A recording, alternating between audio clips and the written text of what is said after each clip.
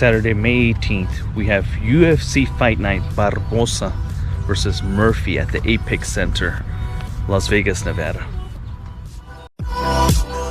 For our first bout of the main card, we go to the women's strawweight division, Angela Hill versus Launa Pinheiro. Let's start off with Launa Pinheiro. Last fight against Amanda Ribas, she got TKO'd in the third round.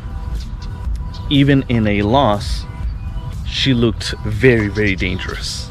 Heavy hands. This girl carries a lot of power in her cross, followed up by the left hook.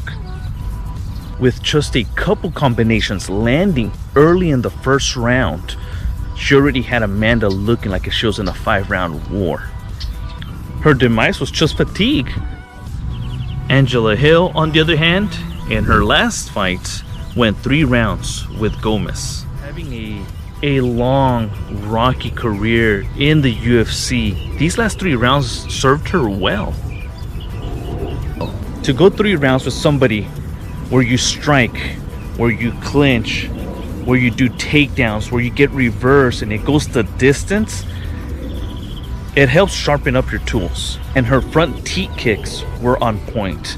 Angela loves to mix it up, and it's always a joy to watch her strike. I mean, we're talking about elbows in the clinch. We're talking about flying knees as they're closing the gaps. The girl can strike. Although Angela was able to display beautiful striking, it seems like she's lacking a lot of power in her punches. I actually worry for Angela on this one, because when it comes down to striking and when they engage, which they will exchange, I think Launa's power is going to be too much. I see her TKOing Angela second, third round.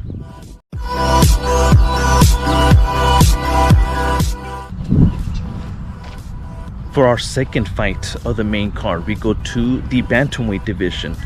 We have Adrian Yanez versus Vinicius Salvador. Adrian Yanez. I mean, I absolutely love what I see when it comes down to his boxing ability. Great hands, great countering, great power. Despite having the advantage in the stand-up in almost every matchup in the bantamweight, that guy just couldn't crack in his last 2 fights against Rob Font and Martinez. I must emphasize, it's not a lack for heart. In his losses, I mean, that guy went until he couldn't anymore. Vinicius Salvador, on the other hand, I don't like his style. For being such a tall, lengthy guy, he hangs his hands very, very low. I don't see any huge KO power being generated from his strikes either. Salvador is also one of those fighters who is more worried about showboating and letting you know how your punches don't hurt, instead of doing something about it. I like Adrian's chances in this fight.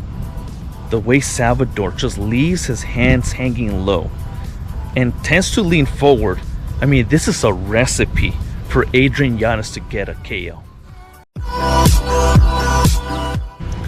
For our third fight of the main card, we go to the welterweight division. A fight between Themba Gorimbo versus Yanez Brahimaj. This is a last-minute fight replacement to the main card. There's really not much to get out of Themba, since his last fight he got a quick KO with a right cross that ended the fight in about 1 minute into the first round. Same for Yanez. He was able to take his opponent down early with a well-timed takedown, worked for the rear naked choke, and eventually got it. I'm gonna go with Yanez. I always prefer to see somebody wrestle, get control, and dominate somebody and make them cry uncle, than an exchange that just happened to land. I like Yanez's chances of being able to take down Themba and working him into a submission than Themba getting a knockout standing up.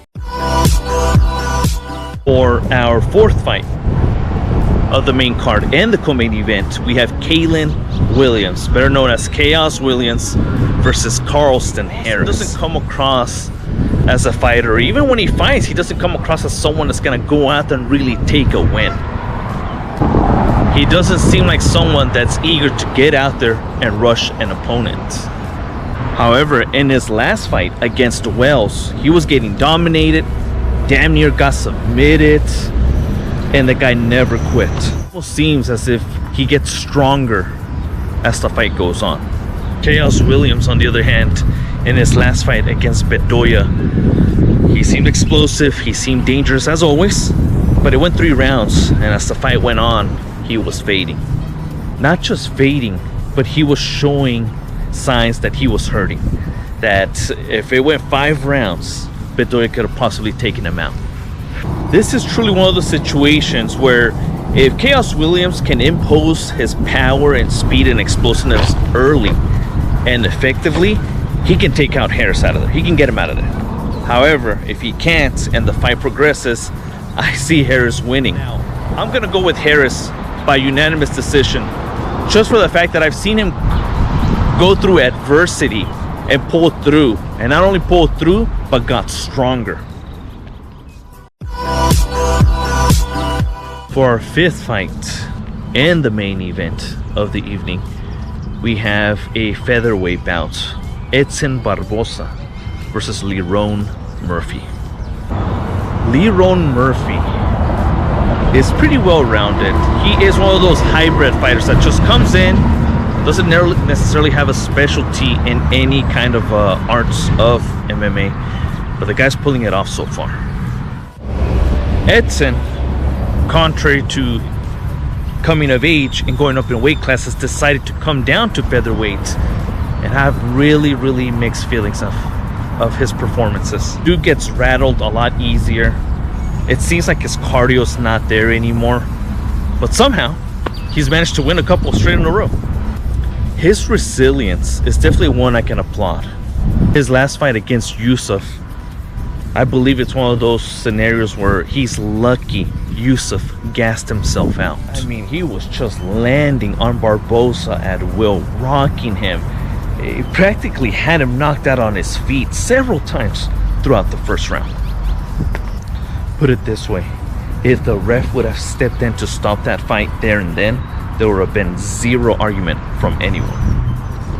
I just think Edson is a fragile version of himself at 145s, and to deal with the pressure and the decent skills to mix it up the way Murphy does, it's gonna be a rough one for him. What does concern me a lot for Murphy is that he tends to kind of bend at the knees to lower his levels a lot, and he leaves his hands wide open. Even though he has them up, they're wide open. And how many times have we seen Edson Barboza, even from the brink of defeat, throw these explosive knees, head kicks, you name it? Murphy just has to keep an eye out for that, to not get caught with a flying knee or a spinning roundhouse kick. Other than that, he's cruising into a unanimous decision win against Barboza.